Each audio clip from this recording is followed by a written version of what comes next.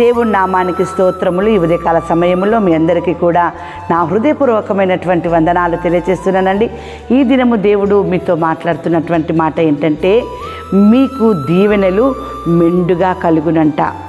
దీవెనలు, ఆశీర్వాదములు, సమస్తము, సమాధానము, సంతోషము మెండుగా మీకు ఆయన కలుగుతాయి అని చెప్పేసి అంటున్నాడు. అయితే ఇవన్నీ ఎప్పుడు కలుగుతాయి? సామెతలు 28వ అధ్యాయము 20వ వచనంలో వాక్యం ఈ రీతిగా ఉంది: నమ్మకమైన వానికి దీవెనలు మెండుగా కలుగును.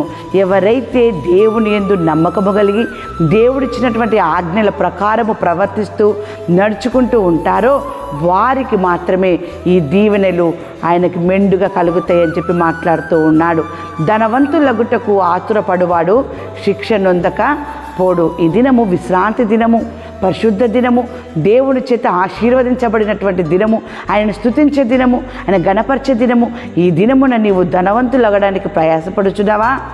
దేవుని బిడ్డలారా, దేవునికి నమ్మకముగా ఉన్నావా? దేవుని సన్నిధానానికి వెళ్ళాలని దేవునికి నమ్మకముగా లేకుండా లోకానుసారమైన జీవితం నువ్వు జీవిస్తూ ఉన్నావా? నువ్వు లోకానుసారమైన జీవితం జీవిస్తూ ఎంత కష్టపడ్డా కూడా, ఎంత ఆతురత పడినా కూడా దానికి ఫలితము ఉండదు. కానీ నమ్మకమైన వానికి మాత్రము దీవెనలు మెండుగా ఉంటాయి. కాబట్టి నీవు, నీ కుటుంబము దేవుని సన్నిధానానికి వెళ్ళి ఆయనని ఆరాధించండి, గణపరచండి. దేవుడు మీ జీవితంలో దీవెనలు కురిపిస్తూ ఉంటాడు.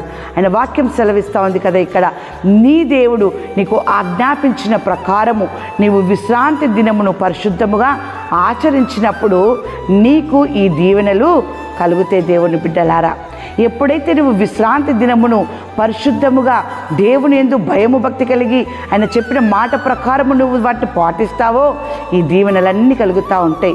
అందుకే వాక్యం సెలవిస్తూ ఉంది. నిర్గమకాండము 20వ అధ్యాయము 8వ వచనములో, విశ్రాంతి దినమును పరిశుద్ధముగా ఆచరించుటకు జ్ఞాపకం ఉంచుకొనుము అంటూ ఉన్నాడు. విశ్రాంతి దినము, దేవుని స్తుతించే దినాన్ని నువ్వు జ్ఞాపకం ఉంచుకోవాలి. పరిశుద్ధముగా ఆచరించుటకు జ్ఞాపకం ఉంచుకున్నప్పుడు ఈ దీవెనలు నీ పైకి వస్తాయి. అంతేకాదు, ఆయన మాట్లాడుతున్నటువంటి మాట నిర్గమకాండము 20వ అధ్యాయము 10వ వచనములో, 7వ దినము నీ దేవుడైన యెహోవాకు విశ్రాంతి దినము. దానిలో నీవైనను, నీ కుమారుడైనను, నీ కుమార్తె అయినను, నీ దాసుడైనను, నీ దాసి అయినను, నీ పశువైనను, నీ ఇండ్లలోనున్న పరదేశి అయినను ఏ పని కూడా చెయ్యకూడదు. అది విశ్రాంతి దినము. దాన్ని నువ్వు ఆచరించాలి, పాటించాలి. అప్పుడే దేవుడు విశ్రాంతి దినమును ఆశీర్వదించి దాన్ని పరిశుద్ధపరిచి ఉన్నాడు. దేవుని బిడ్డలారా, అందుచేత ఈ యొక్క విశ్రాంతి దినమును నీవు, నీ కుటుంబము కలిసి దేవుని సన్నిధానములో మీరు గడిపినప్పుడు ఈ దీవెనలన్నీ కూడా మీ పైన ఆయన కుమ్మరించబోతూ ఉన్నాడు.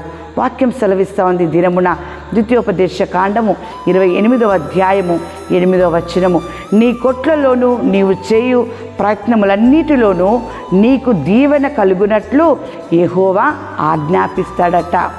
నీవు దేవుని సన్నిధానానికి వెళ్ళకుండా ధనవంతులగుటకు నువ్వు ఎంతగా ఆతురపడతావో అది నీకు శిక్షనే, ఫలితము ఉండదు. కానీ నమ్మకమైన వాడిగా నువ్వు దేవుని సన్నిధానానికి వెళ్ళినప్పుడు దేవుడు నిన్ను పరిశుద్ధపరుస్తాడు, దీవెనలు కుమ్మరిస్తాడు, ఆశీర్వదిస్తాడు. ఈ వాక్యము దేవుడు ఈ దినమున నీతో మాట్లాడుతూ ఉన్నాడు. ద్వితీయోపదేశ కాండము 28వ అధ్యాయము 8వ వచనము, నీ దేవుడైన యెహోవా నీకిచ్చుచున్న దేశములో ఆయన నిన్ను ఆశీర్వదించును. దేవుని బిడ్డలారా, నమ్మకముగా దేవుని సన్నిధానానికి వెళ్ళండి. దేవుడిచ్చేటటువంటి ఆశీర్వాదాలు మెండుగా మీరు, మీ కుటుంబము పొందుకుందురుగాక. ఆమేన్.